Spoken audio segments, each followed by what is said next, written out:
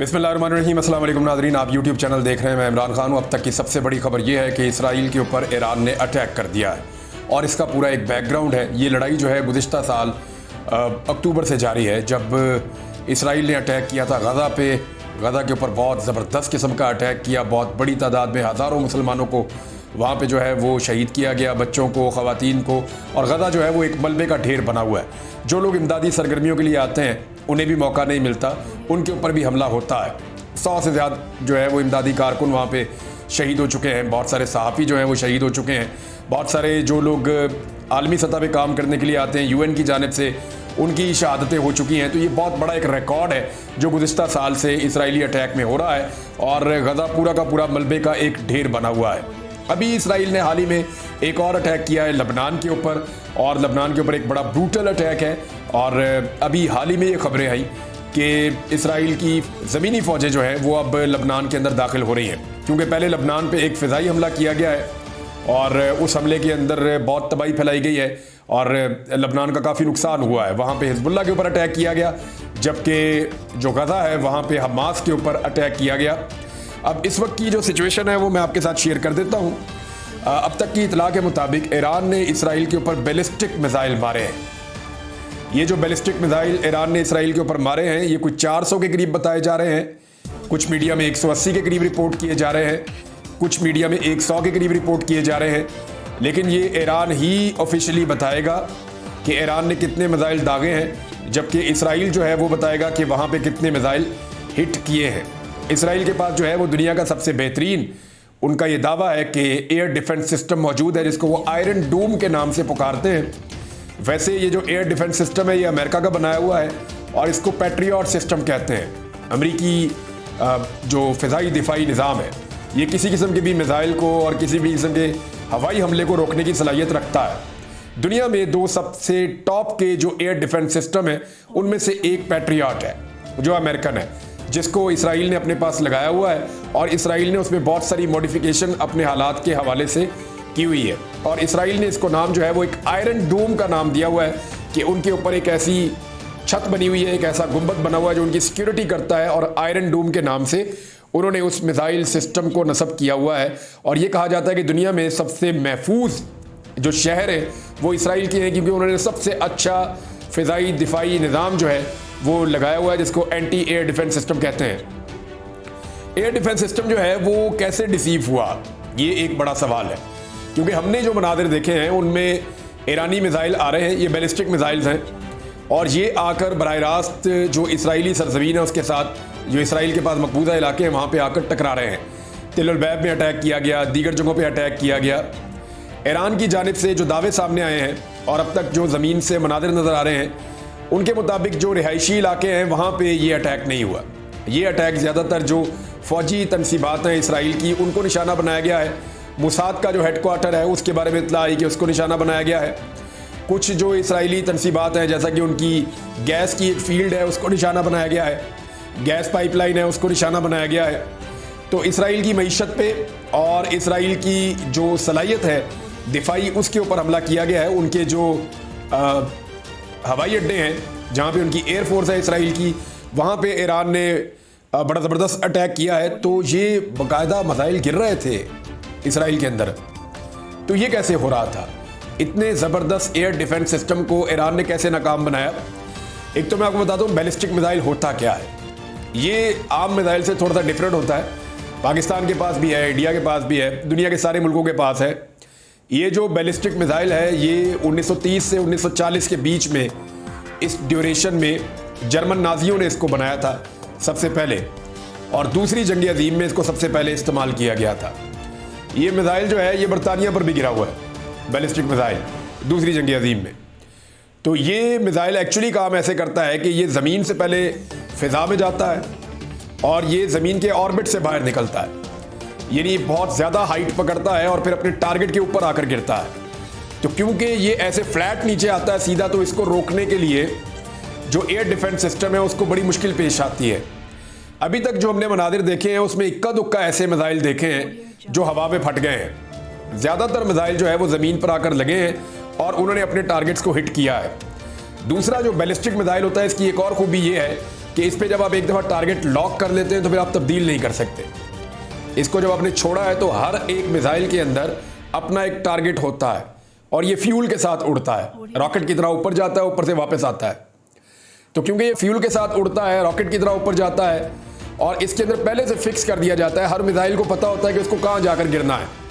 तो जब मिसाइल निकल गया तो उसके बाद आप उसकी लोकेशन को तब्दील नहीं कर सकते। तो दो चीज़ें बहुत बुरी तरह एक्सपोज हुई हैं इस अटैक में। एक तो जो पूरी दुनिया की इंटेलिजेंस एजेंसीज हैं, ख़ासतौर पे जो मगरबी ममालिक की हैं, और मुसाद है, उसकी अपनी सलाहियत बहुत बुरी तरह एक्सपोज हुई है कि उन्हें पहले से नहीं पता चला कि ईरान किस वक्त उनके ऊपर अटैक करेगा। अगर वो पहले से प्रीएम्प्ट कर रहे होते तो शायद वो पहले ईरान के ऊपर अटैक करने की कोशिश करते। तो वो प्रीएम्प्ट नहीं कर सके, वो इसका पता नहीं कर सके कि एंटिसिपेट नहीं कर सके कि किस वक्त ईरान अटैक करेगा इसराइल के ऊपर। तो ये दुनिया भर की जो इंटेलिजेंस है उसका एक फेलियर इसको आप कह सकते हैं कि वो सही टाइम को गैस नहीं कर सके। उन्हें सिर्फ इतना ही टाइम मिला कि जैसे ही ईरान ने अपने मिसाइल दागे हैं तो उसके बाद मिसाइल पहुंचने तक का जो टाइम था उसी में इसराइलियों को आगाह किया गया। इसराइली फ़ौज ने पूरे इसराइल के अंदर जितने भी उनके सिस्टम लगे हुए हैं सायरन बजने के, उन्होंने वो सायरन ऑन कर दिए। इसराइल में जगह जगह पे ज़ेरे ज़मीन जो है वो बंकर बनाए हुए हैं और इसराइल ने ऐसा बंदोबस्त किया हुआ है कि वो अपने मैक्सिमम शहरियों को ज़िंदा रख सकें जंग के हालात में। यानी ऐसा बंदोबस्त पूरी दुनिया में किसी मुल्क ने दिफाई नुक्ता नज़र से नहीं किया। यानी बहुत सारे मुल्क हैं जहाँ जंगें होती रहती हैं और बहुत सारे मुल्कों ने बहुत जंगें लड़ी हैं, लेकिन जैसा दिफाई नुक्ता नज़र से अपने शहरियों की हिफाजत के लिए बंदोबस्त इसराइल ने कर रखा है वैसा दुनिया में किसी ने नहीं किया। उन्होंने ज़मीन के अंदर जो है वो खंदकें खोदी हुई हैं, ज़मीन के अंदर ट्रेंचेस बनाई हुई हैं और ज़ेरे ज़मीन बंकर भी बनाए हुए हैं। इसराइल की पूरी कैबिनेट और उनकी फ़ौजी क़यादत और उनकी पूरी की पूरी जो उनका सिस्टम है वो ज़ेरे ज़मीन चला जाता है और ज़ेरे ज़मीन उन्होंने पूरा अपना एक इंटरनेट का सिस्टम, अपना एक पूरा बिजली का निज़ाम, अपना एक पूरा मवासलात का हर चीज़ का उन्होंने एक पूरा सिस्टम बनाया हुआ है इसराइल ने। और उन्होंने सबसे ज़्यादा जंग की तैयारी की है इस पूरे रीजन के अंदर, बल्कि अगर आप कहें दुनिया में तो उनसे ज़्यादा किसी ने भी जंग की तैयारी दिफाई नुक्ता नज़र से नहीं की हुई कि अगर उनके ऊपर कभी अटैक आया तो वो क्या करेंगे। तो सायरन बजे फौरी तौर पे जो है वो जो इसराइली लोग हैं, जो वहाँ की आबादी है, वो ज़ेरे ज़मीन बंकर्स में चली गई। उनकी जो गवर्नमेंट है, उनके जो ऑफिशियल हैं, उनकी जो क़यादत है, वो सारे के सारे बंकर्स में चले गए और उन्होंने अपनी मीटिंग शुरू कर दी। अब ये लड़ाई हुई क्यों है? एक तो मैंने आपको बताया कि फेलियर ये है कि दुनिया भर की इंटेलिजेंस एजेंसीज गैस नहीं कर सकी, पहले से अंदाज़ा नहीं लगा सकी। दूसरा एक बड़ा फेलियर ये है कि जो आयरन डूम जिसके बहुत ज़्यादा चर्चे थे पूरी दुनिया में, वो बुरी तरह एक्सपोज हुआ है। आपको याद होगा कि अप्रैल के मिड में इसी साल में, यानी आज से चंद माह पहले, अप्रैल का मिड था 2024 का ही, ईरान ने 300 के करीब ड्रोन्स और मिसाइल्स जो हैं वो मारे थे। हल्की नौइयत के मिसाइल थे और ड्रोन भिजवाए थे और ये बहुत स्लो जा रहे थे, इन्होंने बहुत टाइम लिया था, पूरी दुनिया देख रही थी इनको जाते हुए। तो इनमें इसराइल ने दावा किया था कि 99% तबाह कर दिए गए थे इसराइल के एयर डिफेंस सिस्टम के ज़रिए से। यानी आयरन डोम ने उस वक्त बड़ी कामयाबी के साथ 99% जो इसराइली ड्रोन्स आए थे या उनके साथ जो मिसाइल आए थे हल्के नौइयत के, वो तबाह कर दिए थे। तो उस वक्त इसका बड़ा चर्चा हुआ पूरी दुनिया में कि ज़बरदस्त एयर डिफेंस सिस्टम है। लेकिन मेरे ख्याल में ईरान ने उस वक्त शायद इनकी सलाहियत को चेक किया था और ईरान ने ये देखा था, गालिबन मुझे ऐसा लग रहा है, क्योंकि ईरान उस वक्त भी ये अटैक कर सकता था और आज वही सिस्टम काम नहीं कर रहा। ईरान ने इस सिस्टम को चेक कर लिया था, इस सिस्टम को आजमा लिया था एक मरतबा और उसे आइडिया हो गया था कि इस सिस्टम को कौन से हथियार डिसीव कर सकते हैं। तो अप्रैल से लेकर अब तक उन्होंने तैयारी की है और उसके बाद ये जो अटैक है ये बड़ा खौफनाक है। अच्छा, जब ये अटैक किया तो इसके ऊपर एक बयान जारी किया गया ईरान की जानिब से और ईरानी बयान ये है कि इस्माइल हनिया और सैयद हसन नसरुल्लाह इनकी शहादत के जवाब में हमने मकबूजा इलाकों के दिल को निशाना बनाया है। देखिए, ऊपर नीचे कुछ वाक़यात हुए। एक तो गज़ा के ऊपर अटैक हुआ, पूरी दुनिया उसकी मजम्मत करती है, अक़वाम मुत्तहिदा ने बहुत दफ़ा आवाज़ उठाई, पाकिस्तान भी कहता है, सारी दुनिया कहती है कि ये जंगबंदी की जाए, गज़ा के शहरियों को जीने का हक दिया जाए और वहाँ जितना जुल्म हुआ है उसका अजाला भी होना चाहिए, उनकी मदद होनी चाहिए। दूसरी बात यह है कि जो लबनान के अंदर अटैक हुआ, दुनिया उसको रोकने में भी नाकाम रही है। अब ईरान के नुक्ता नज़र से 2-3 बहुत बड़ी चीज़ें हुई हैं। नंबर एक, जो इस्माइल हानिया है हमास के लीडर, वो जुलाई में आए हुए थे ईरान में। 31 जुलाई 2024 को उनके ऊपर अटैक हो जाता है। 31 जुलाई 2024 को उनके ऊपर अटैक होता है और वो ईरान में उनको शहीद कर दिया जाता है। और वो ईरानियों के लिए एक बहुत बड़ा धचका था। और ये अटैक तब होता है जब ईरान के अंदर एक नए सदर हलफ उठाते हैं और वो उस तकरीब में आते हैं। और ये जो नए सदर जिन्होंने हलफ उठाया, मसूद साहब है इनका नाम, और इनका नाम थोड़ा सा मुश्किल है, लेकिन जो इनका पूरा नाम है वो है मसूद पज़ेश्कियान। तो इन्होंने 28 जुलाई 2024 को हलफ उठाया। इसी सिलसिले में आए हुए थे इस्माइल हानिया साहब, उनके ऊपर ईरान में अटैक हो गया और वो शहीद हो गए। ये ईरान के लिए बहुत बड़ा धचका था। फिर हिजबुल्लाह के एक सरबराह हैं जो ईरान के बहुत करीब थे, Hassan Nasrallah. Sayyed Hassan Nasrallah जो हैं, उन्हें 27 सितंबर 2024 को शहीद कर दिया गया और उन्हें शहीद किया गया लबनान में एक अटैक के नतीजे में, और वो भी इसराइल ने किया। तो ये दो बहुत बड़े इंसिडेंट हुए हैं। और इसके बाद जब इससे पहले जब अप्रैल में अटैक किया था ईरान ने गजा पे, ईरान के हमले के जवाब में जब अप्रैल में ईरान ने एक अटैक किया जो बड़ा कमज़ोर अटैक था, जिसमें ड्रोन्स गए थे, कुछ हल्के मिसाइल गए थे, तो इसराइल के बकौल उसने अपने आप को बड़ा प्रोटेक्ट किया था उस वक्त, और कोई नुकसान भी ऐसा नहीं हुआ था ज़्यादा बड़ा उनका। तो उसके बाद 19 मई को ईरानी सदर शहीद हो गए जो हेलीकॉप्टर पे ट्रैवल कर रहे थे। हेलीकॉप्टर लापता हो गया, बाद में पता चला वो शहीद हो गए। तो ये भी एक इंसिडेंट ईरान के अंदर तवातर के साथ ऐसे वाकयात हुए हैं जिन्होंने ईरान को शेक किया है, और उनके लिए बड़ा मसला बन गया था क्योंकि ईरानी शहरियों का रद्द-ए-अमल बहुत ज़्यादा था और ईरान की अपनी एक पॉलिसी भी है। अमेरिका बार बार ईरान को मना कर रहा था कि आपने रद्द-ए-अमल नहीं देना, आपने अटैक नहीं करना, ईरान अगर अटैक करेगा तो अमेरिका रिटेलिएट करेगा। ये बार बार ईरान के खिलाफ अमेरिका कह रहा था।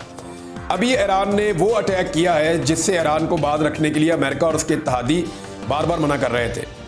इसराइल ने स्टेटमेंट दिया है कि ईरान के इस अटैक के बाद अब कॉन्सिक्वेंसेस होंगे, इसके नताइज ईरान को भुगतना पड़ेंगे।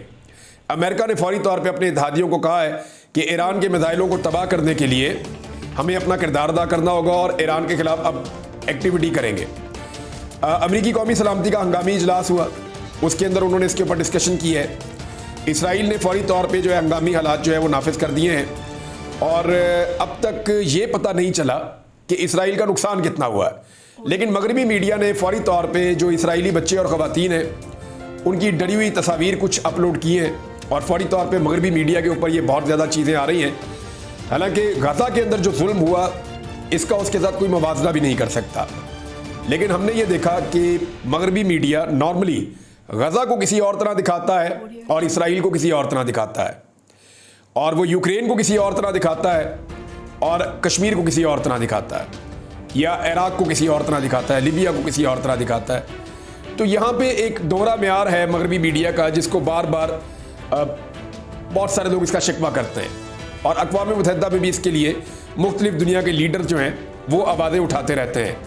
बहरहाल ईरान ने आयरन डोम को डिसीव किया है, आयरन डोम को नाकाम बनाया है और अपने अहदाफ को निशाना बनाया है। अब इसके नतीजे में इस खित्ते में एक जंग शुरू हो सकती है। देखिए, इससे पहले जब ईरान ने अटैक किया था तो नुकसान नहीं हुआ था इसराइल का। अभी जब नुकसान का तखमीना लगेगा तो पता चलेगा कि इसका रद्द-ए-अमल क्या आता है। अगर इसका रद्द-ए-अमल आता है तो याद रखिए अमेरिका को इस खित्ते के अंदर बहुत सारी सपोर्ट चाहिए होगी, बहुत सारे अड्डे चाहिए होंगे। ईरान के अगर समुद्र वाली साइड पे आप देखें या इसराइल वाली साइड की तरफ आप मूव करें तो आपको आइडिया हो जाता है कि एक तरफ ईरान के तुर्की है और उसके सामने आप और आ जाए आगे तो वो इराक आ जाता है। इराक के बाद अगर आप देखें तो बहुत सारे मुल्क हैं लाइन में, मैं आपको उनके नाम बता देता हूँ, मेरे सामने ये मैप खुला हुआ है। तो सामने अगर आप देखते हैं तो इराक के बाद कुवैत है, कुवैत के बाद बहरीन है, फिर कतर है, फिर यूनाइटेड अरब एमिरेट्स यानी यूएई है, उसके बाद ओमान है। ये सारे मुल्क एक पट्टी में आते हैं ईरान के सामने, और यहाँ बीच में जो समंदर है इसको पर्शियन गल्फ कहते हैं। अब ये अगर अमेरिका या मगरबी ममालिक अटैक करते हैं तो ये एरिया वो इस्तेमाल करेंगे, लेकिन ईरान को अंगेज करने के लिए उन्हें अफगानिस्तान वाली साइड से या तुर्कमानिस्तान वाली साइड से या पाकिस्तान वाली साइड से सपोर्ट चाहिए होगी, और इसके लिए वो आने वाले दिनों में दबाव बढ़ा सकते हैं पाकिस्तान के ऊपर भी और अफगानिस्तान के ऊपर भी, तुर्कमानिस्तान के ऊपर भी, आज़रबाईजान के ऊपर भी। लेकिन क्योंकि ये जो बाकी ममालिक हैं इनके ईरान के साथ ताल्लुकात ठीक हैं, तो पाकिस्तान को मुमकिन तौर पे एक प्रेशर सिचुएशन का सामना करना पड़ेगा आने वाले दिनों में, क्योंकि पाकिस्तान जो है पूरी एक साइड लगती है पाकिस्तान की बलूचिस्तान के सूबे की ईरान के साथ, और वहाँ पे अमरीकी बहुत सारे मफादात हो सकते हैं। खुदा न खास्ता अगर इस खित्ते में एक लड़ाई छिड़ जाती है तो उस सूरत में फ़िलहाल नाज़रीन खित्ते में जो फ़िज़ाई हुदूद है, जो कमर्शियल फ़्लाइट्स हैं, वो सारी बंद कर दी गई हैं और एक तनाव का माहौल है पूरे खित्ते में। और ये बारूद पे बैठे हुए हैं सब के सब मुल्क। अगर अभी भी होश के नाखून ना लिए गए और जंगबंदी ना करवाई गई पूरे मिडल ईस्ट में और हर किस्म की जंगी एक्टिविटी को ना रोका गया, तो ये आग फैली तो बहुत सारे लोग इस खदशे का इजहार कर रहे हैं कि खुदा न खास्ता ये खित्ता या दुनिया तीसरी जंग अजीम की तरफ जा सकती है। बहुत सारे और सवाल आते हैं जो उठाए जा रहे हैं, दिफाई नुक्ता नज़र से बहुत सारी चीज़ें सामने आ रही हैं। हमारी टीम ने इसके ऊपर काम शुरू कर दिया है, हम यहाँ से डाटा कलेक्ट कर रहे हैं, जैसे जैसे अपडेट्स आएंगी आपके साथ शेयर करेंगे। तो अपडेट आपको करते रहेंगे नाज़रीन। अब तक के लिए इतना ही, अपना ख्याल रखिएगा, अपने इस चैनल का भी। अल्लाह हाफ़िज़।